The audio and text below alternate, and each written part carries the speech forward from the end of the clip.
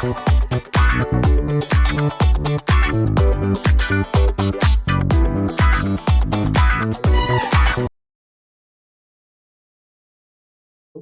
my name is Chidima Mary Ochoba. Chidima Davidur. I live in Lagos, Nigeria, and I presently run a cleaning service. I keyword an NGO called the Ghetto Child Reformation Foundation. Really, the Ghetto Child Reformation Foundation is why we are here. So I really want to know what you do. So please, could you just enlighten us a bit about GGG? Okay, so God Grace Ghetto is a non-profit organization, completely registered now, but it was inspired by God, and presently I'm the one pioneering it. What we do at GGG is just to create a platform for a ghetto child to become the kings and queen that God has created them to be. So we do this by organizing conferences, outreaches, go to them, talk to them about the importance of the role of the grace of God in their life, and help them realize that regardless of where they are born, they can actually become all that God has created them to be. So that's pretty much what we do at GGG. Okay, so can you run us a bit about the conference? What are the activities that you actually do for them?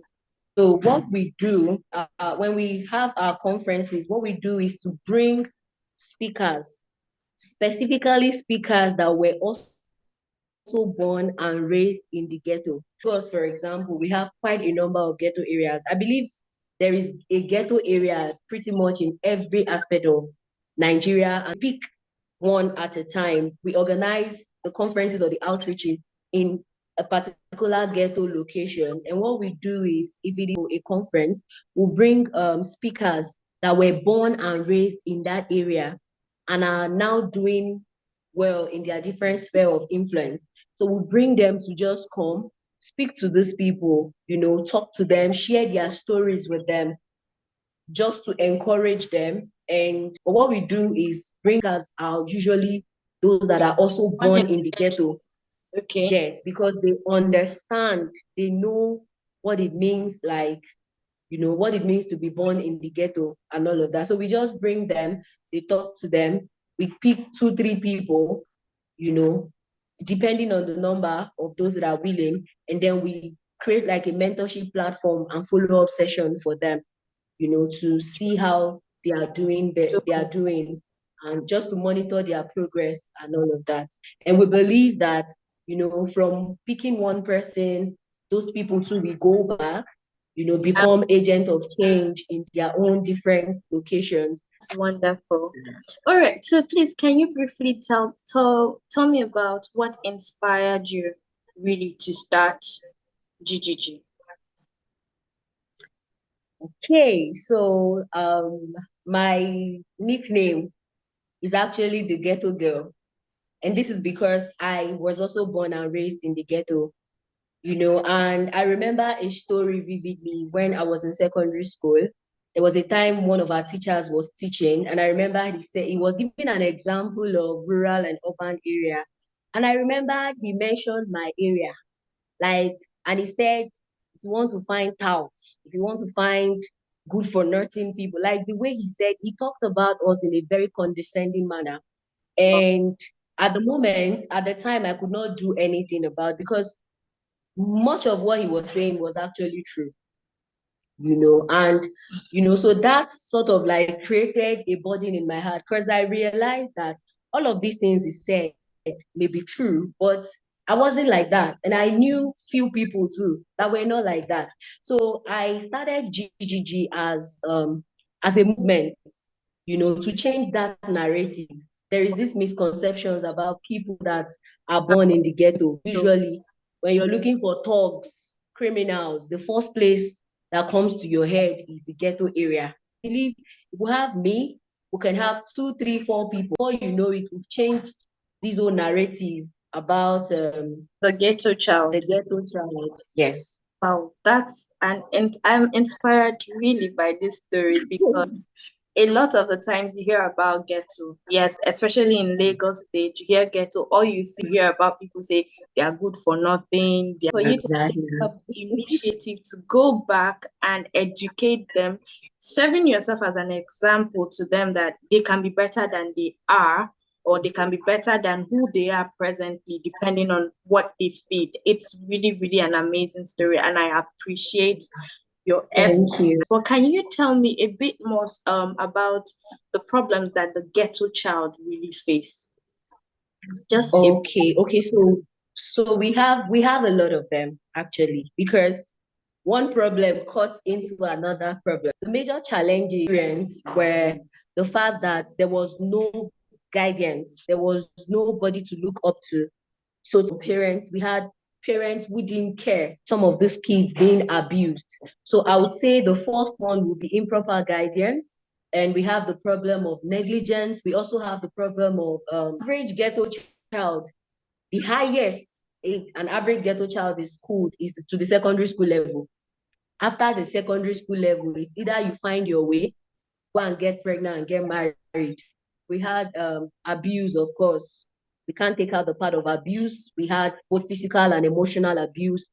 So the negligence from the parents will make you a bit clingy, and sometimes you become abused in the process, which now leads to low self-esteem. a long way trying to properly guide these children to fully harness their potential. Okay, so that takes us to the question of what shortcomings have you faced so Personality played out a bit wrongly. So personally, I'm this type of person that believe I'm independent. I could do anything by myself. I don't need anybody. And so I come to realize that Tiba, to be able to reach more people, you actually need help and you cannot do it. And then secondly, I didn't put a structure to it, because I just got the vision and I started running with it. First year, which was 2018, we had a lot of turn up, but we didn't follow up. And so I would say we lost those teenagers back to the to their former lifestyle. So that's pretty much some of the mistakes we've made in the. I'm inspired by the fact that you did not allow you being born in a ghetto to weigh you down, stop you from achieving your goals. There are some people who, when they hear stories like that from people, right? Like you said about your teacher, they just feel down. They allow it kill their spirit and just see that, oh, I'm good for nothing. I can never amount to anything in this life. But you took it from whatever she said, and then you built yourself to becoming a better person and also being an inspiration to people who are born in the same environment. That is fantastic. I am really inspired by this story. And so I would just like you to share your vision about GGG. We only have one very simple vision, and that is to raise kings and queens in the ghetto. I always ask the question, can anything good come out of the ghetto? And I say, yes, I'm one of them. Because when Jesus said, can anything good come out of Nazareth, he was referring to himself because it was the good thing that happened. And so I tell myself to, I'm the good thing that happened. And the vision is just to raise a lot of good things in the ghetto, lots of kings and queens in the ghetto, Wow. helping them, also raise other kings. So Wow. God grace ghetto. Fantastic. Thank you for taking up this responsibility to raise kings and queens even in the ghetto. That is really fantastic. I am inspired by this story. And so before we close this, I would just like you to give one word of advice to me and also to my peers who are learning and also want to go out there and impact their community. What is that one word that you'd like to share with us? If you say one word now, Maybe one word, the only word I will tell you is just to start. Start. It doesn't have to be big. It doesn't have to start like with thousands of people. Just start, because the truth is you don't know how much of an impact that one person you're reaching out to will turn out to become. So I would just say start, no matter how it's. That's what I would say. Thank you. fabulous is the word. Thank you so much for your time, Mrs. Chidima. I truly Thank you. appreciate your time for taking out this time to talk to me. Thank you very much. I would be ending the Thank you. Thank you record so now. much.